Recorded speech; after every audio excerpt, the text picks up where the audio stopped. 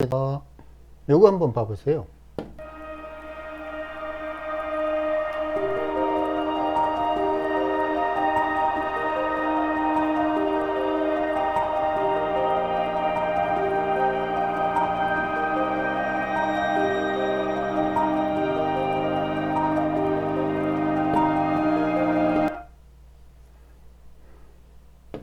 지금 이 과정이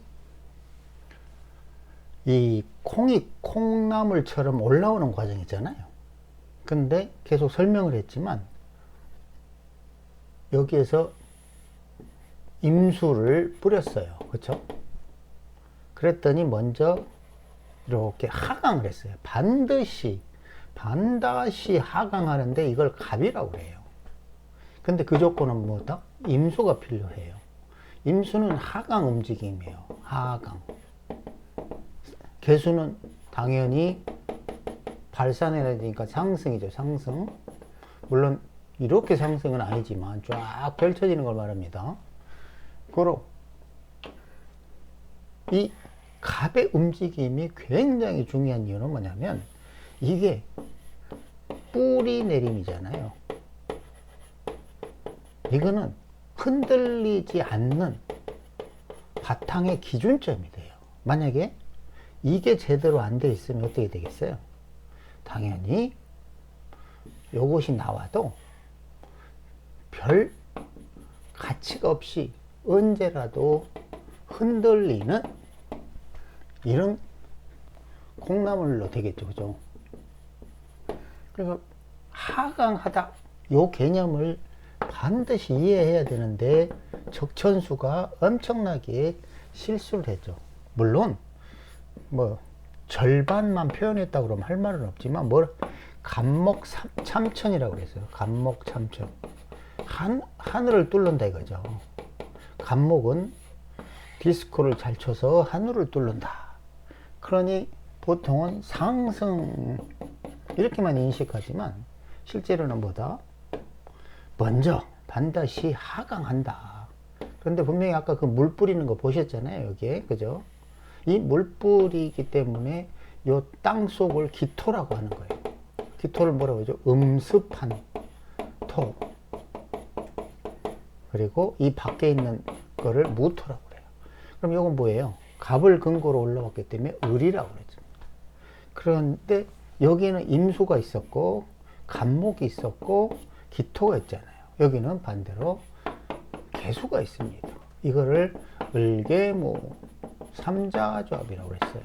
이 땅 속을 임갑기 삼자조합. 당연히 자연에서 그대로 있는 이치를 설명하는 거예요. 뭐 새로 만든 이론이라고 할 것도 없어. 근데 사주를 사주로 보니까 문제이지. 사주를 자연으로 보면 이해가 쉬운데 사주를 뭐 별거인 것처럼 인식하니까 문제지.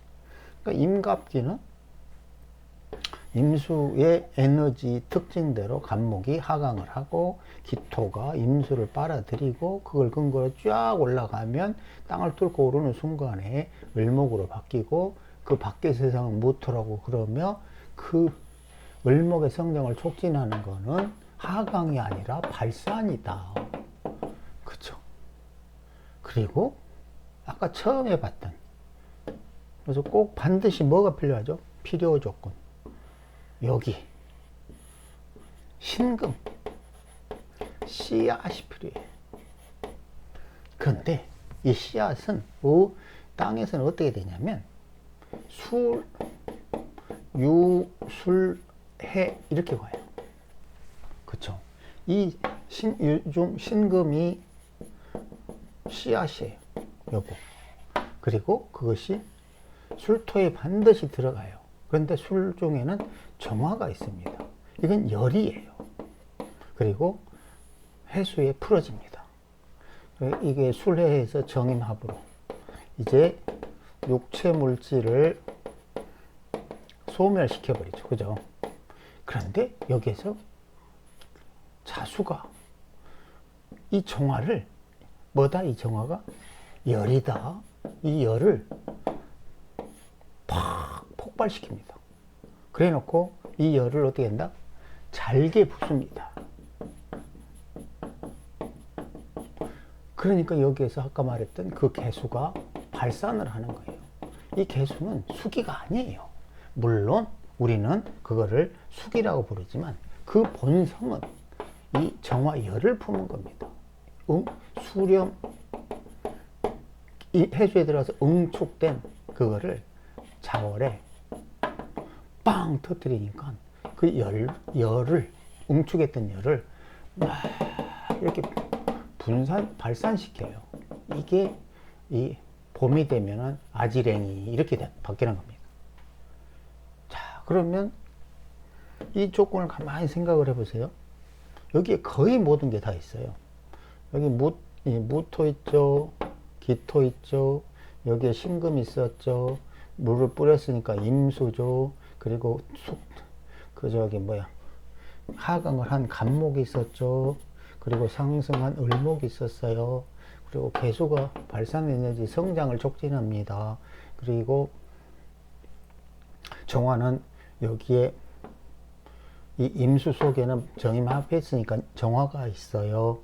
그럼 몇 개요? 하나, 둘, 셋, 넷, 여섯, 일곱. 갑을 병화는 밖에 있죠. 정, 무, 기, 경, 여기에는 여름에 경이 있어요. 인, 경신, 임계 이렇게 다 있어요. 이 그림 안에 사주팔자에서 말하는 10간이 다 있습니다. 자, 요걸 기억을 하고 다른 걸 해봅시다. 이 내용을 카페에 올렸는데 이게 궁통 개수 자월에 나옵니다. 근데 다른 건 어려울 게 없어요. 한문도 크게 어려울 건 없는데 요 부분 있잖아요. 서, 불치, 성, 빙 요 부분, 그리고 우요, 신금, 자부 요거요. 요 해석을 하기가 굉장히 까다로워요. 왜냐하면 전용, 병화, 해동 이렇게 놨죠. 즉 반드시 병화로 이거를 해동을 시켜야 된다. 그러니까 이게 공통이 마음에 안 든 게 이런 부분인데, 아니 지가 뭔데 해동을 시키니, 이게 자월인데 무슨 재주로 해동을 시키냐고. 추워 죽겠구만. 그리고 추운 거는 추워야 된다고 그랬잖아요. 그죠? 그러니까 무슨 얼은 고기, 냉동실에 있던 고기 해동시키는 그런 것이 아니에요. 왜냐면 이거 11월이란 말이에요. 가장 추울 때라고 할 수도 있죠. 그죠? 그런데 이거를 병화로 빨리빨리 어떻게 해동시키라고 하잖아요. 그 병화로 해동시킬 게 아니라 적어도 병화로가 있어서 땡땡 얼지 않을 정도면 되는 거예요.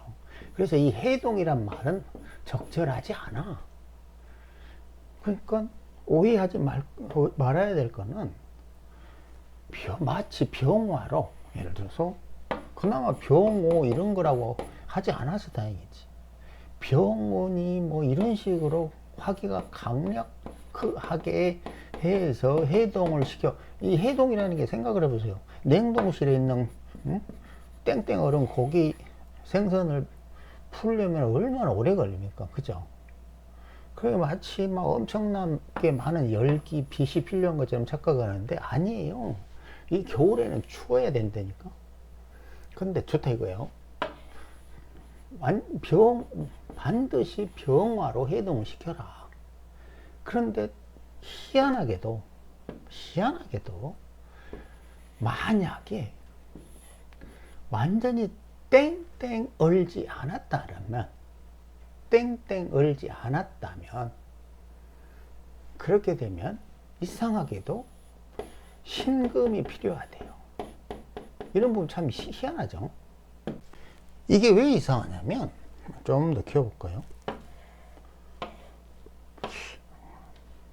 많이 이상한 게 여기에는 병화로 반드시 해동시켜야 된다고 하고서 만약에 완전히 땡땡 얼지 않았다면 신금을 반드시 또 신금으로 자부 도와줘야 된다 이렇게 하잖아요.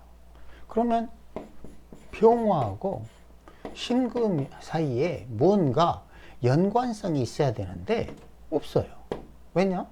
병신합은 계속 이야기하지만 병화가 죽을래 신금이 죽을래 이거밖에 안 돼요. 근데 신기하게도 조후를 다루는 공통보감에서 묘한 이야기를 합니다. 금수가 서로 기뻐하지 않기 때문에 반드시 병화로 녹여서 금수가 서로 기뻐하게 만들어. 그런데 그 조건은 뭐다? 완전히 땡땡 얼지 않은 상태라면 그때는 신금을 보충해라. 묘한 이야기를 하죠. 조후로 보는 거예요. 근데 병신합의 단점을 인식한 설하고는 이 신금이 지지에 감춰져 있어야 된다, 뭐 이런 식으로 설명을 했단 말이에요. 그런데 이게 생각 외로 대단하다고 생각하는 건 뭐냐면, 분명하게 병화로 해동하라고 해놓고 그래도 이런 식으로 완전히 띵띵 얼었지 않았다면 신금으로 자부해라. 뭘 자부하게? 지금 뭐 신금으로 땡땡 얼려버리라고? 신기하죠? 근데 이 말에 나름대로 그들은 엄청나게 고민한 게 분명해요. 왜냐하면 사주팔자를 봤더니 이상하게 신금이 있는 사주들이 좋구나, 혹은 금대운으로 흐르는 사주팔자가 발전하구나, 이런 거를 깨달았는지도 몰라. 그러니 이 문장을 자기 넣을 수밖에 없어. 그러니까 뭐 신금으로 자부해서 어떻게 땡땡 더 올리라는 얘기야? 아마 내용으로 보면 이런 식밖에 안 돼요. 혹은 아직 얼려져 있지 않으면 신금을 이 속에다가 아직 땡땡이 아니니까 그 속에 풀어내. 둘 중에 하나겠죠. 그죠? 아직 땡땡 얼지 않았다면 땡땡 얼게 신금을 보충하거나, 아니면 땡땡 얼지 않았다면 신금을 보충해서 여기에다가 풀어내거나, 이 둘 중에 하나의 해석이 당연히 맞겠죠. 어느 게 맞을까요? 그런 다음에 병화로 해동해라, 이런 말이에요. 그게 희한한 거지. 근데 아까 그 그림을 보셨잖아. 그림, 그죠? 그 그림대로 생각하면 이게 무슨 말을 하고 있는 거냐면, 자월에는 반드시 아까 말한 시종자를 임수에 풀어내요. 임수에 풀어냈더니 간목으로 바뀝니다. 그쵸? 그리고 이 자수에 있는 개수를 활용해서 위로 올라가기 시작해요. 아까 잠목은 하강했었죠? 그리고 위로 올라갑니다. 올라갔더니 을목이 됐어요. 그 밖에는 개수가 기다려 있어요. 그 개수는 어디 있었냐면 요거였어요. 이 자수 속에 있는 지장간에 있는 임계. 이렇게 된 거예요. 그러면 여기에서 아직 그 땡땡 얼지 않았다면 신금으로 자부해라. 그거를 달리 표현하면, 이 자월에 신금이 들어가지 않으면 이 물의 가치는 아무 의미가 없어요. 쉽게 말하면 시종자를 품지 않은 물이라면 물로서의 가치가 없는 거예요. 그냥 방탕 떠도는, 흐르는 이런 물밖에 안 돼요. 이 내용을 간단하게 정리를 해보면 이런 말이야. 어렵게 생각할 필요 없어. 저 어려운 한문 해석하고 자빠져 있을 이유가 없다고. 자월에는 신금이 필요해. 당연해. 자수에 풀어야 되거든. 뭘 만들려고? 간목을 만들려고. 간목은 먼저 하강해. 상승한 을목이요. 근데 자수 속에는 임수와 개수가 있어.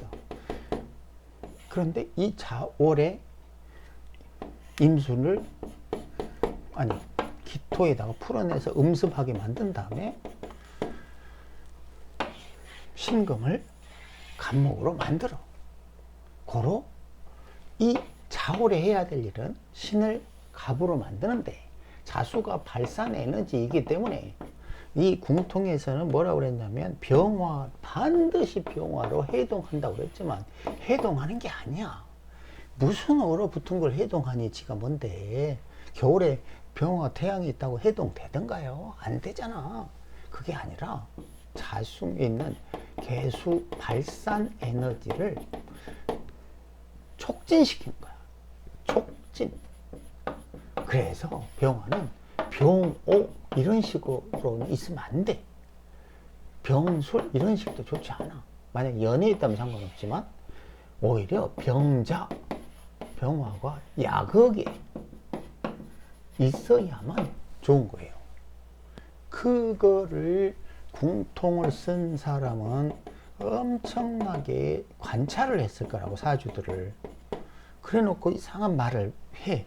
병화가 반드시 필요하다고 해놓고는 그 뒤에 신금으로 자부 도와준다 이렇게 표현했단 말이야. 뭘 도와주겠는 거야? 아직 철저하게 얼지 않았다면, 그러면 신금으로 철저하게 얼린 다음에 병화로 녹이라고? 그것도 말이 이상하죠. 그죠? 그러면 그 속에 아직 얼지 않았던 신금을 집어넣어서 간목으로 만들려고? 내가 보기에 이 2번은 아니야. 왜?